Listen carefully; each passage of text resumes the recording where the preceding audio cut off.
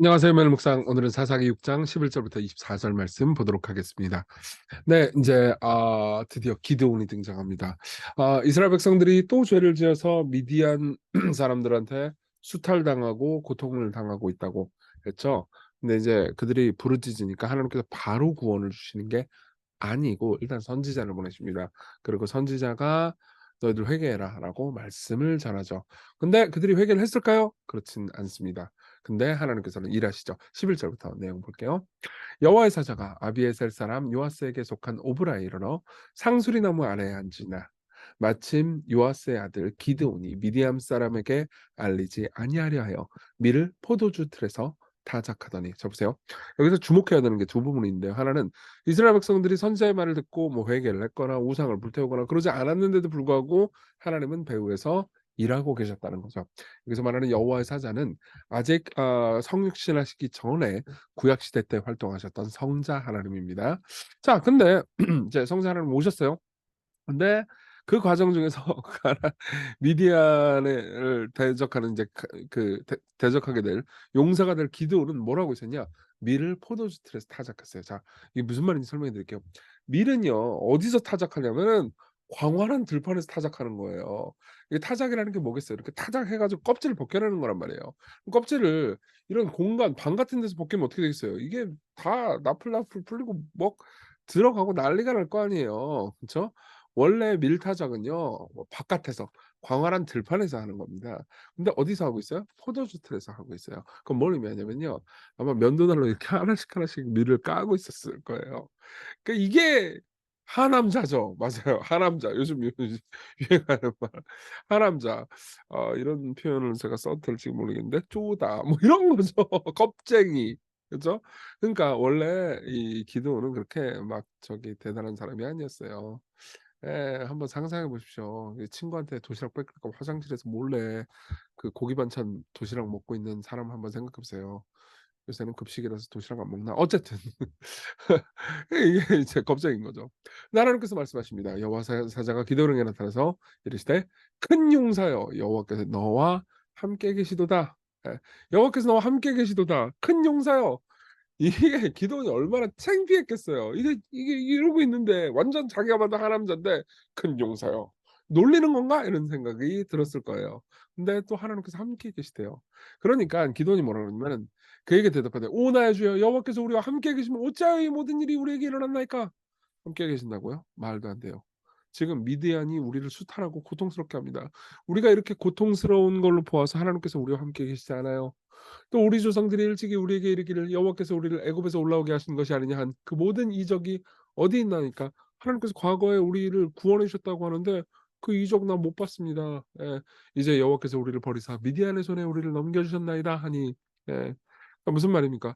무슨 홍해를 가르고 뭐 이런 거 얘기는 들었어요. 근데 하나님 우리 가운데 일하시지 않잖아요. 이렇게 말하는 거죠. 예, 우리도 똑같아요. 우리도 성경에 보면요.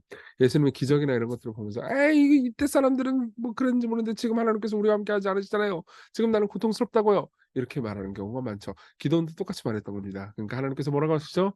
여호와께서 14절 그를 향하여 이르시되 너는 가서 이 너의 힘으로 이스라엘을 미디안의 손에서 구원하라.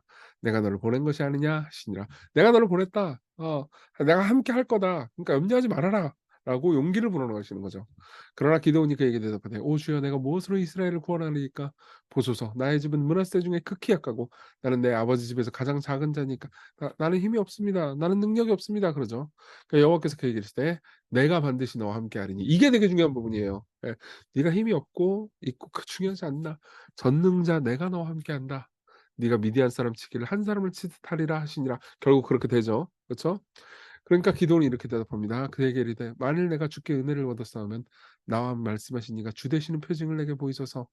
내가 예물을 가지고 다시 주께로 와서 그것을 주 앞에 드리기까지 이곳을 떠나지 마시기를 원하나이다 하니 그가 이르되 내가 너 돌아올 때까지 머무르리다. 그러니까 제 예물을 갖고 오겠습니다.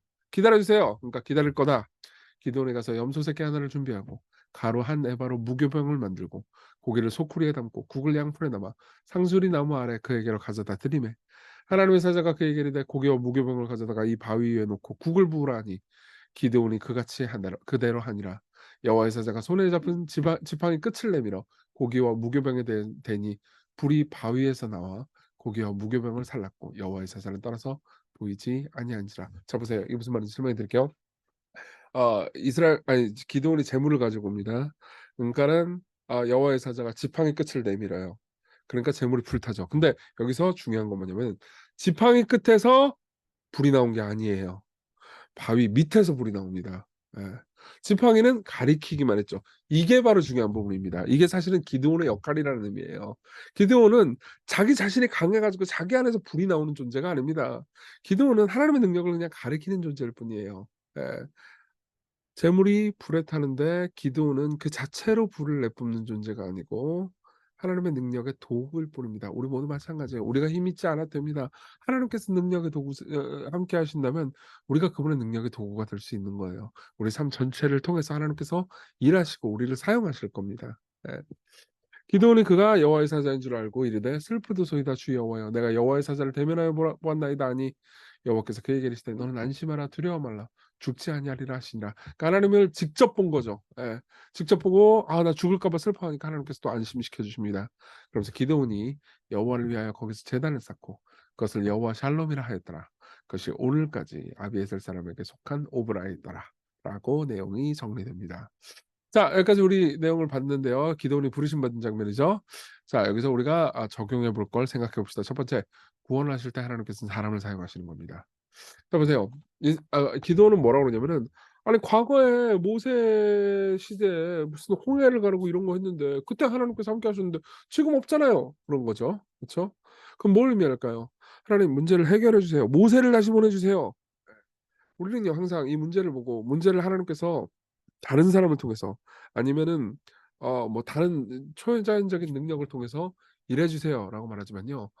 하나님께서 기드온에게 하시는 말씀은 "네가 모세다." 그러니까 기드온이 모세라는 의미가 아니고 "모세가 쓰임 받았던 것처럼 너도 쓰임 받아서 구원의 일을 이룰 거다. 너는 큰 용사다." 물론 지금 상황에서 기드온은 하남자가 맞아요. 그렇지만 하나님께서 큰 용사라고 명령하신 이상 반드시 큰 용사로 만드실 겁니다. 예. 여러분 하나님께서 우리를 삶에서 고통 가운데 구원해 주실 때요. 누군가 다른 사람을 써서 그 고통을 없애시는 것이 아니고 또 하나님께서 늘 초자연적으로만 일하시는 것도 아니에요. 하나님께서 우리를 사용하세요. 예. "아이고 우리 자식 새끼들이 너무 말을 안 듣습니다. 우리 부모님이 너무 문제가 많습니다." 그러면 아유 그냥 어느 날 갑자기 "저 자식 새끼들이 부모님이 크게 은혜 받아 가지고 변화되게 해 주세요." 아니면 "좋은 선생님 아니면 좋은 목사님 만나 가지고 변화되게 해 주세요." 그러면서 하나님께서 나를 쓰실 것을 잘 생각하지 않아요. 하나님께서 여러분들을 사용해서 여러분들의 자녀, 친구 그리고 부모님, 가족들 교회 교우들을 변화시킬 겁니다. 예. 그래서 성경은 이렇게 말해요. 그러나 너희는 택하신 족속의 왕 같은 제사장들이여 거룩한 나라여 그의 소유가 된 백성이니 이는 너희를 어두운 데서 불러내어 그의 기이한 빛에 들어가게 하신 이의 아름다운 덕을 사람들에게요 선포하게 하려 하심이라. 예. 자 보세요. "큰 용사여"라고 말할 때 기드온이 '아유 내가 무슨 큰 용사예요. 예. 아유 난 쪼단데.' 이렇게 생각할 수 있잖아요. 근데 여러분들도 사실 왕 같은 제사장입니다. 당신은 하나님의 말씀을 선포하기 위해서 부르심 받은 사람입니다. 목사만 그런 게 아니에요. 모든 그리스도인이 다 그렇습니다. 라고 하면 "아이 무슨 소리예요. 저는 그냥 교회 가서 기도나 하고 뭐 제가 복음을 전하고 뭐 하나님의 영광을 선포하고 에이 이건 난 못해요." 아니에요. 하나님께서 여러분들 각자를 쓰신다는 것을 꼭 기억하십시오. 두 번째, 먼저 다가오시는 은혜를 생각해 봅시다. 아까 잠깐 말씀드렸지만요. 하나님께서는 선지자를 이미 보내셔서 이스라엘 백성들에게 회개의 메시지를 전하셨어요. 하지만 하나님께서는 이스라엘 백성들은 먼저 회개하거나 우상을 버리거나 하지 않았습니다. 근데 하나님께서는 뭐 회개하지 않는 과정 중에서도 이스라엘 백성들을 먼저 찾아오셨죠. 기드온을 찾아오셨죠. 여호와의 사자가 찾아오잖아요. 무슨 말이냐? 물론 우리는 회개해야 되고 하나님께서 우리가 회개하기를 원하시지만 우리가 회개를 해야 일하시는 건 아니에요. 예. 이미 일하십니다. 예. 하나님께서는 먼저 일하시고 먼저 우리와 함께 하세요. 생각해 보세요. 우리가 죄인 되었을 때 아직 죄인 되었을 때 로마서 5장 8절 그리스도께서 우리를 위하여 죽으심으로 하나님께서 우리에 대한 자기의 사랑을 확증하셨느니라. 사람들이 회개를 막 하니까 하나님께서 "그래 용서해 주마." 그러면서 아들을 보내셨나요? 예. 아니에요. 아무도 회개하기 전에 우리가 아직 죄인 되었을 때 하나님께서 먼저 일하십니다. 여러분 미디안 입장에서는 하나님께서 야속하게 느껴질 수도 있어요. 하나님 우리와 함께 안 하잖아요. 우린 미디안에 의해서 계속해서 고통당하고 있어요. 그러면서 기드온은 하나님을 원망하고 불평했습니다. 그쵸. 그래도 하나님은 그들을 버리신 게 아니에요. 여러분, 고통 가운데 있을 때라도 하나님께서 여러분들을 버리신 게 아니라는 걸 꼭 기억하십시오. 당장 여러분들에게 뭘 말씀하시는 것처럼 보이지 않지만 우리가 죄와 고통 가운데 있더라도 하나님은 이미 배후에서 다른 방식으로 여러분들을 구해 주시기 위해서 일하고 계십니다. 그걸 꼭 믿으세요. 예. 내가 오늘 고통 가운데 있어도 하나님은 이미 일하고 계시다. 나보다 먼저 일하셨다. 그걸 믿으십시오. 여러분들이 기도하기 전에 그분은 시작하셨습니다. 우리 같이 기도합시다. 내가 이 세상에 구원을 주신 하나님의 사역의 일부라는 거 기억하게 하시고 오늘도 왕 같은 제사장으로 잘 살게 해 주십시오. 그리고 내가 죄인 되었을 때 먼저 일하신 하나님의 은혜를 생각하면서 고통 가운데서도, 내가 고통 가운데 있더라도 지금 하나님께서 이미 일하고 계시다는 것, 이미 작전을 다 짜고 실행하고 계시다는 것을 믿는, 그래서 안식하는 오늘 하루가 되게 하소서. 우리 같이 기도합시다.